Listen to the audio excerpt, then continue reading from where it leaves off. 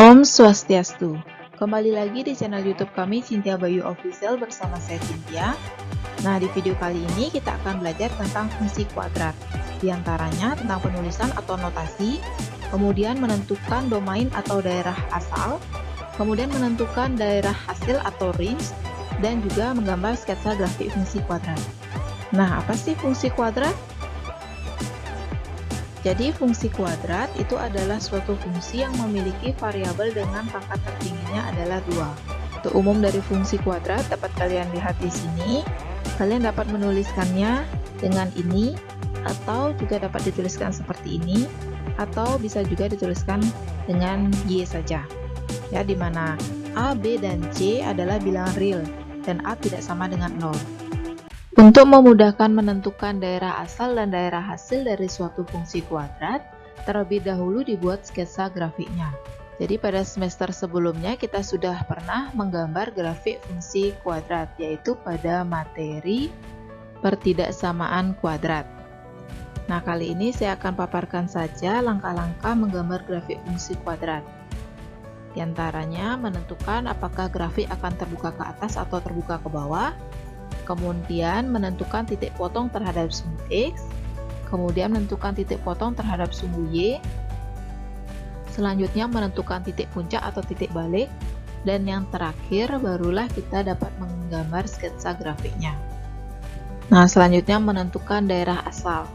Jadi daerah asal atau domain dari fungsi kuadrat merupakan semua nilai X pada grafik dan dinotasikan seperti ini. Daerah hasil atau ring dari fungsi kuadrat dapat kita tentukan berdasarkan nilai A-nya. Jika nilai A-nya lebih dari 0, maka daerah hasil atau ring dari fungsi kuadrat tersebut merupakan semua nilai Y pada grafik yang lebih besar atau sama dengan min D per 4A. Nah, dinotasikan seperti ini. Ya, jadi nilai ini min D per 4A ini dapat kita tentukan nilainya berdasarkan fungsi yang diketahui. Jika nilai A-nya kurang dari 0, maka daerah hasil atau ring dari fungsi kuadrat tersebut merupakan semua nilai Y pada grafik yang lebih kecil atau sama dengan min D per 4A. Nah, dinotasikan atau dituliskan seperti ini. Mari kita coba satu contoh soal. Gambarlah grafik fungsi fx sama dengan x kuadrat tambah 7x dikurang 18, kemudian tentukan daerah asal dan daerah hasilnya. Ya, jadi untuk menggambar grafik fungsi kuadrat, seperti langkah-langkah yang tadi, kita dapatkan gambarnya seperti ini. Jadi bagi yang lupa bagaimana cara menggambar grafik fungsi kuadrat, di deskripsi saya akan tambahkan linknya untuk menonton kembali cara menggambar grafik fungsi kuadrat. Nah, jika sudah selesai menggambar grafik fungsi kuadratnya, barulah kita tentukan daerah asal dan daerah hasilnya. Nah, dari daerah asalnya, yaitu nilai-nilai X-nya. Jadi, semua nilai X yang kita gunakan, itu memenuhi. Ya, berapapun nilai X yang akan kita gunakan, dapat dilihat dari ini, dari sini. Nah, misalkan, kita ambil negatif 1. Kira-kira negatif 1 di sini ya. Jadi, nilai Y-nya itu ada di kurang lebih ada di sini ya. Kalau kita ambil negatif 10, kira-kira di sini. Nah, di sini berarti nilai Y-nya itu ada di atas.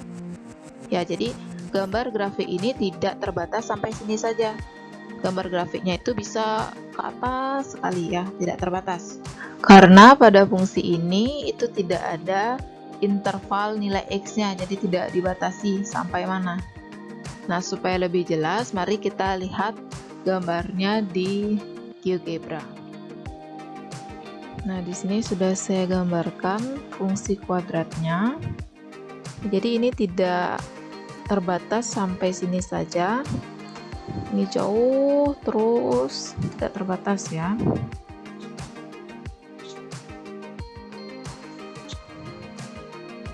Nah, saya perkecil, kemudian saya tarik lagi. Nah, ini tidak terbatas sampai tak hingga. Jadi ini dapat kita simpulkan berapapun nilai X-nya yang akan kita substitusi ke sini, itu semuanya memenuhi. Nah, kalian sudah lihat kan bagaimana gambar grafik fungsi ini apabila tidak ada intervalnya. Jadi berapapun nilai X itu akan memenuhi. Sehingga daerah asalnya adalah X di mana X bilangan real. Atau dapat kalian tuliskan seperti ini. Ini dibaca X di mana X elemen real. Untuk daerah hasilnya atau nilai Y-nya yang dapat kalian lihat di grafik ini. Jadi nilai Y-nya itu selalu ada ya. Di sini. Kemudian jika Y-nya negatif juga ada. Ini dan ini. Kemudian apabila Y-nya di sini ada 2. Nah, apabila kita teruskan ini sampai ke bawah, misalkan kita ambil negatif 50, maka nilainya kan tidak ada. Ya, jadi nilai Y itu dibatasi oleh ini. Karena grafiknya itu kembali dia ke atas ya. Dari sini kembali dia ke atas, lagi naik. Jadi di bawah dari negatif 121/4 itu tidak ada nilai Y-nya. Nah, sehingga nilai Y yang memenuhi adalah Y yang lebih dari atau sama dengan negatif 121/4. Atau dengan kata lain, Y tidak mungkin bernilai kurang dari negatif 121/4. Nah, dari mana dapat nilai negatif 121/4 ini? Jadi, negatif 121/4 ini merupakan titik puncaknya.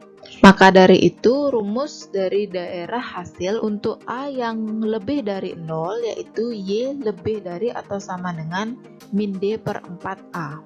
Sehingga daerah hasilnya dapat kalian tuliskan atau notasikan seperti ini. Ini dibaca Y di mana Y lebih dari atau sama dengan negatif 121/4 di mana Y elemen bilangan real. Nah, selanjutnya, misalkan fungsi kuadratnya seperti ini. Negatif X kuadrat ditambah 6X dikurang 8. Jadi ini A-nya negatif 1. Negatif 1 berarti A-nya itu kurang dari 0. Nah, setelah kita gambar, sketsa grafiknya akan tampak seperti ini.